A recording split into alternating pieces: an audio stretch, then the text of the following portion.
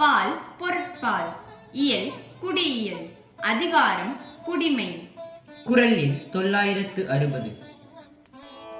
நலம் வேண்டின் நாணுடைமை வேண்டும், குலம் வேண்டின் வேண்டுக யார்க்கும் பணிவு.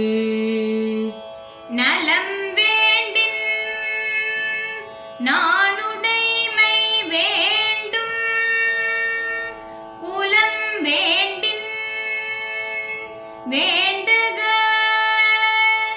யார்க்கும் பணிவு. நலம் வேண்டின் நாணுடை